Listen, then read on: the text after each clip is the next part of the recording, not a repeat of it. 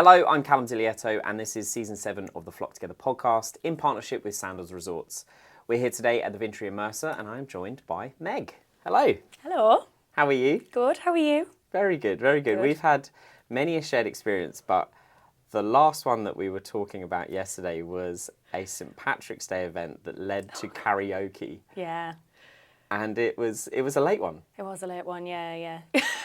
I do think it's unfair for someone like yourself to ever participate in karaoke, though, because most people won't know this, or quite a few people will know this, actually.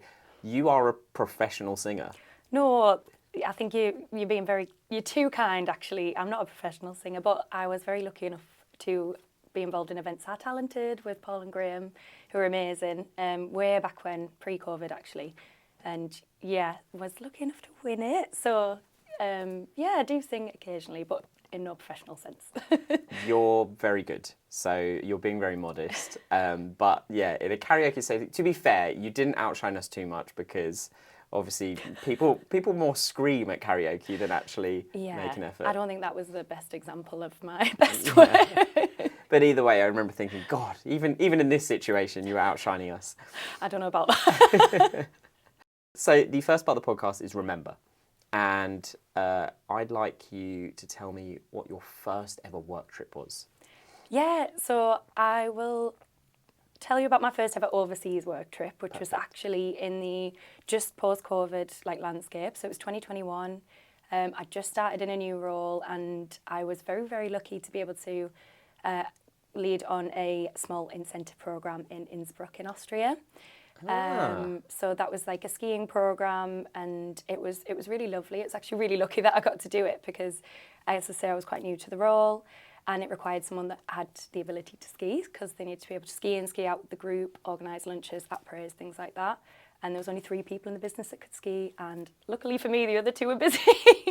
So I got to take this group to Austria, and it was a really, really amazing incentive program. It was very, very small. It was a group of people that knew each other quite well, and it was such an amazing incentive because the whole purpose was just get people together in that post-COVID landscape. It was exactly what everyone needed. So there was no networking or content. It was literally just skiing, lunch, bit of après here and there, and nice dinners.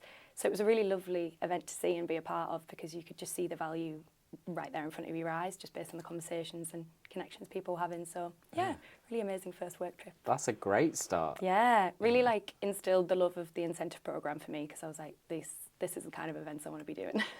And being in Austria and being able to sing, were you or did you ever at any point do "The Hills Are Alive with the Sound of Music"? I think I missed an opportunity there. No. God, it writes itself, Meg. Sorry. Next time, I'll put it on the agenda. But you're a good skier. Yeah, I don't know, this group were really accomplished. I kind of went in thinking, I'll be able to ski rings around him. I was in the baby group. Oh, wow. Still, at least you got on the trip. Yes, yeah, exactly. At least I could keep up with them in a sense. And yeah, it was an interesting one because you don't necessarily get inquiries like that anymore. The briefs that are just literally, let's get people together and get people skiing and après and minimal content and minimal networking doesn't really come along much more. So I was very lucky to be able to go on that when I did. Bring back the ski trips. Yeah. And what was your last work trip? My last work trip was actually a site visit in Malta. So that was a couple of weeks ago. We're doing an event there in the near future, and I hadn't been since 2018. Have you been? I've been once before, and I think it was just after COVID. Yeah. So I think I went just before COVID, so 2018. And I remember even then thinking it was an amazing destination, but the landscape has changed so significantly already. So many new properties being built, new hotels, but they have the perfect balance of kind of new and exciting developments whilst keeping that historic side of things. So such an amazing destination for that. And I think one of the things I found really striking was every interaction we had with a supplier or a local was they were so proud and passionate and knowledgeable about the history and the culture. And it was really amazing to see, and I think that's one of the other things that makes it such a timeless destination is kind of that combination of culture, history, modernity, and passion and people. It was really, really gorgeous to see. Yeah, and it's one of, I don't know, I've been to a few Mediterranean islands, and I think I think Malta's my favourite just because it does feel like it has a little bit more to it. Like there's more to do, more to see. Yeah. And I think maybe because of the strategic location of it over the years, like, you know, different colonies and armies and people have been there and done their part with it. But yeah, I really liked it. And I like that you could go underground and there's like, you know, that whole kind of Malta beneath the surface as well as above it. There's literally so much to see. I think we were only there for 24 hours. It wasn't long enough. There's so much to do and to see there. And you'd be stood in a building and the building owner would be like, this is 2,000 years old. And it's, whoa, if this was in London, you'd have like security. Yeah. So yeah, really, really cool. The next part of the podcast is revisit. So I'm going to challenge you, if you could go back in time, transport yourself back in time to a destination experience, where would it be? Yeah, so a specific destination comes to mind, and this was back in 2024, did 2 huge incentives in Cannes in the south of France, which just is a destination that I fell in love with on that first site visit because it just is the perfect example of a luxury incentive destination. It really spoke to the delegates to say, like, we value you a lot. And you can tell that when you walk around the streets. It's just such a stunning destination. But it's that combination as well of, like, old school glamour with the film festival, but then the future and the creativity of it with Cannes Lions Festival. Like, it's such a fantastic destination when you're there. The streets are just like buzzing with this energy, and it's beautiful as well. Like, the weather doesn't do it any injustice either. Like, the weather's stunning. And yeah, we were at beautiful properties. Service was amazing. People were really gorgeous and friendly as well. I actually extended my stay there on that second incentive because I didn't want to leave. Yeah, I don't blame you. I've been in and out, and we were like, you know, filming a conference there out of season. But I'd love to go during Cannes Lion or during the film festival because I feel like that's when the destination really comes to life and there's so much going on and so many activations and performances. Exactly. And, yeah. It was amazing because the incentives actually took place, I think, in that, because Cannes Film Festival and Cannes Lions actually are quite close to one another, and I think our events took place in the middle.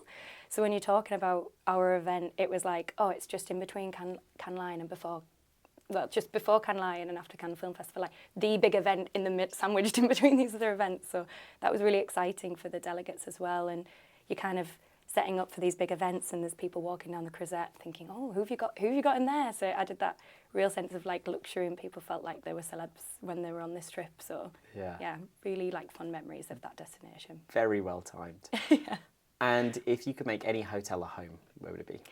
Yeah, so I might have recency bias here, but I was telling you I've just got back from a trip to Vietnam, and I was lucky enough to stay in the Four Seasons Nam Hai in Hoi An, which is obviously a stunning Four Seasons property, but it's really interesting. All the room inventory there is villas. All the villas are massive, they're all the same size, and they're bigger than my flat in London, so I could quite comfortably live in one of those. But yeah, just obviously the Four Seasons is stunning, high quality product, but had like 2 living rooms, one of those TVs that kind of, you press a button and it comes out of nowhere, which I loved, direct beach access, and just obviously a stunning place to be as well. So yeah, I think I could live there. I think that'd be all right. I think I could live in a villa. I think, yeah. I could live at the Four Seasons. I could do a villa in That'd the be all Four right. Seasons in Yeah, Vietnam. I'd manage. Yeah, with beach access. Yeah. I am very jealous. I think, I'm not sure if this is correct, but I feel every season of White Lotus has been filmed at Four Seasons. Yeah, it has. I think so. I don't know if that's a partnership they've got going on or what, but it's definitely a good sales tactic, because every time I watch White Lotus, I'm like, that's a great hotel. Yeah, exactly. You know. I need to watch it actually. Hopefully next one's at the Four Seasons Nam Hai. Fingers That's what I crossed, you say, might yeah. recognise it. You might be singing in that episode. Might be in the you know? background. Yeah. At Sandals, we believe the best part of the Caribbean isn't what you see, it's what you feel.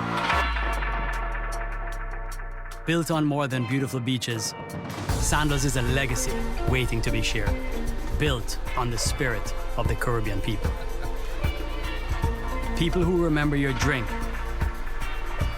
your name, your story, who dance you out of your shell, island style.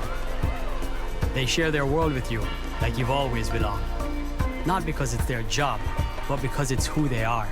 Generous, joyful, real, That's what makes a trip unforgettable, what the Caribbean really is. Not just a warm place, a warmer way of being. It's an energy you carry long past checkout. A rhythm that follows you home. Sandals, made of Caribbean. The next part of the podcast is reimagine. So, you've done some incredible incentives for clients, but if you could plan an incentive for yourself, where would you go, what would you do, and which celebrity would you bring with you? Okay, for myself. So I think the perfect incentive for myself would be that combination of the luxury 5-star, bit of a flying flop, but also definitely embedding with the local community and doing that CSR piece in the local area as well. So having that combination of both. As an example, I know a lot of people on this podcast talk about the Maldives as an incredible destination, but we know that it's amazing for the beaches and the properties and the service. But there's also amazing things you can do there, like coconut oil workshops with local artisans where you use traditional tools. You learn about the benefits of the coconut oil and then you can purchase it from them at the end. So you really, it's a really cool way to engage in the local community, and it's like a money can't buy experience that we talk about a lot in the incentive in our industry, but not necessarily the connotations that we would have with 5-star luxury, because if we're dealing with wealthy people, which a lot of the time we are, they could probably do that themselves, but let's expose them to something that they might not think to do, and hopefully they'll leave feeling a little bit more educated, a little bit more embedded with the local community. So that's an example. I think for me personally, again, recency bias, I would probably say Vietnam, and probably the Four Seasons. It was beautiful, but they actually have a marine biology centre there on site at the Four Seasons on the beach. And one morning at breakfast, there was a lovely marine biologist there called Holly, who had a little sign like, "Come talk to me." So obviously I went to go and speak to her just about scuba diving and snorkelling in the local area and see what the options were. And she had some amazing stories to tell about local diving and snorkelling at Cham Island. And she said it's some of the most beautiful corals you can find, and they're really bright and vibrant. And it got us chatting about, because obviously the Great Barrier Reef, coral reefs are dying unfortunately, and they're getting a bit whitewashed now. But she said that the local corals around Hoi An, Cham Island specifically, are much more resistant to pollutants than those around the world. And it's not that they aren't polluted waters, it's just that these corals somehow are surviving beyond all odds. And she's actually independently trying to get a paper published about these corals, the benefits of them, and see how we can learn from them and do that around the world and, put that forward in conservation efforts. So just chatting to her, I was like, I wish I had more time to talk to you. I think it was my last day.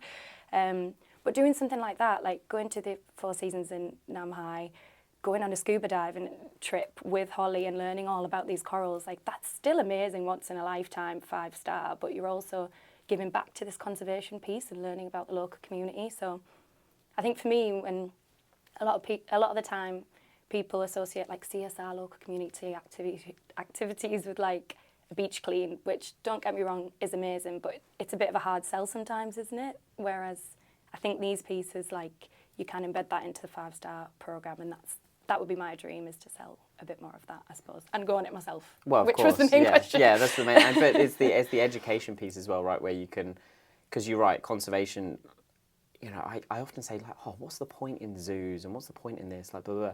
But actually, it's to educate people about the things that we're trying to protect and conserve, right? Yeah. And I think sometimes you can have a really cool experience, but it's also has lots of benefits to it. That's it, yeah. So I think, there's definitely something there. So is Holly your celebrity choice, or would you want? No, I have another celebrity choice.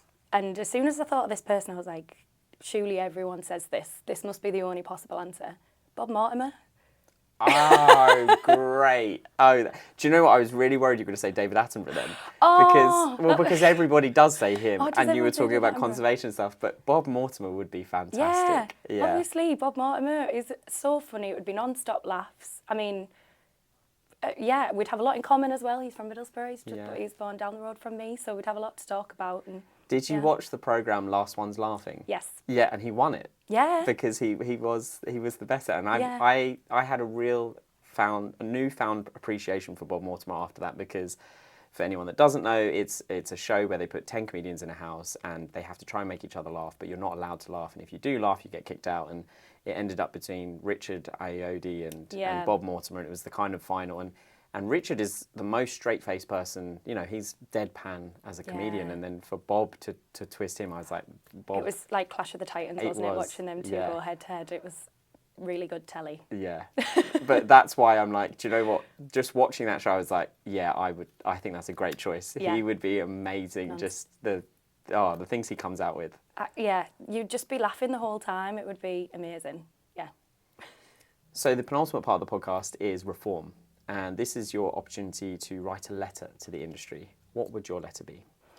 Yeah, so my letter would be building on what Joe O'Connell said in his episode, which was, be kind, it's not that hard. I just kind of want to echo what he said and build on that a little bit and just say that I think as event professionals, we should be leading with kindness and empathy at the forefront.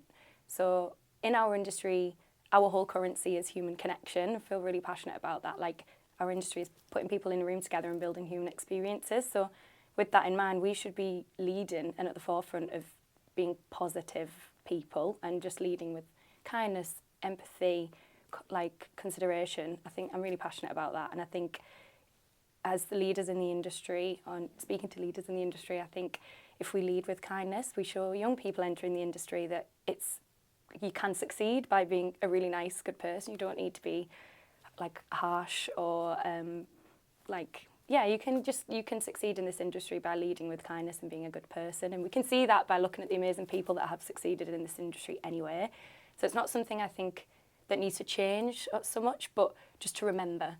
And I think it's important as well to remember, you know, we aren't doctors and nurses working on the front line of the NHS. We're not on Wall Street. Like, we are very, very fortunate to work in this amazing industry. And I think having a bit of a perspective and gratitude, I think, and remembering that can be really helpful and positive. And I think by bringing that perspective and gratitude, we can be kind to one another, you know, being kind to the planet as well. I guess it's just being kind is the message that I want to relay. And treating suppliers like you want your clients to treat you as well. I think it's everyone should remember that sometimes. It's a basic thing and I think we all do it, but it's just good to remember and remind ourselves and lead with kindness, empathy, consideration. I think it's a good thing to remember. You're just so wholesome. You're just such a wholesome person. Because we talked last night about your accent being one of the most friendly accents in the UK, and then you're just saying these lovely things, and I'm just like, people are going to be listening to this, like, you know, Meg for Prime Minister. Oh. You know? But I agree. I do think you're right, and I think it doesn't have to be dog eat dog. I think, you know, that kind of 80s mentality of like, you know, you need to be a shark in order to kind of get to the top and things. I think that's well and truly behind us, and I think, you know, most generations now appreciate kindness and empathy, and you know that is a great way to just operate. And then in the industry specifically, I think there's something about relationships, and it is a small industry, and people often forget that. And there are some people that aren't as kind as they should be, and I think they often it doesn't get forgotten. And so I think, you know, there's no real reason for it. And actually, even, you know, in the busiest times where everyone is super stressed, if you can show just a little bit of kindness, that can motivate people as well. That's it. Yeah, I think our job can be stressful, but I think it's that perspective piece as well. Like, you could be stressed on site about something small that feels big at the time, but you could be talking to someone who's having like the worst day they've had in a while, and just remembering that. And like I said, with talking to suppliers like you want your clients to talk to you, just remembering that as well. And I think it's helpful. But I don't think that we're necessarily bad at it. Like, we're all in this industry because we're people, and you can see we do amazing things. Like, look at Meeting Needs and Events Are Talented. Like, we are pretty amazing. I'm pretty proud of being part of this industry, but sometimes it's just good to have a little reminder. So the last part of the podcast is a quickfire round, and I'm just going to ask you some quickfire questions. Are you ready? Yeah. Packing, last minute or week before? Last minute. I'm surprised by that, actually. Really? Yeah. I'm so last minute. Lastminute.com, that is me. I'm still packing now. I'm so, yeah. Carry on or check in? Carry on. Fair. Airport lounge or shopping? Not bothered. Not bothered. You're just like, the airport's the airport Well, to me. yeah, I'll just sit. You're like, don't really care. Just Well, get me on no, a plane. I guess if I had to choose, probably lounge, yeah, probably lounge. I guess it depends. Like, I don't have time for either when I get to the airport. Yeah, Like, that's true. So if you're very last minute, Yeah, then exactly. maybe that's it. You Yeah. through security and you're like, right, where's my gate? Don't You have know? the luxury of either, so unfortunately. Aisle or window? Again, I'm not really that bothered. Would you take a middle seat? I did yeah. I'm not really bothered. This is what I mean. You're just so wholesome. Everyone else is like, no, I want this seat. And you're just like, I'll sit wherever. I don't mind. I don't know. It doesn't make too much difference, does it? As long as you sat with nice people. City or nature? City, I think. Yeah? I like both, but I live in London at the minute, so I've got to say city. City. Lay-in or early start? Lane. Don't sound guilty Shy. about it. No. I'm the same. I 100%. Poolside or seaside? Seaside. Yeah. I think there's more going on. There's more to see. There's no fish in the pool, is there? Hopefully. I like that that's your mentality. Like, there's no fish in the pool. Whereas I'm like, I do like the salt water, but as soon as a fish like brushes past my foot, like I will let out a high pitched scream. Like, and I try to be as yeah, but I'm like, ah! Planned or spontaneous? A bit of both.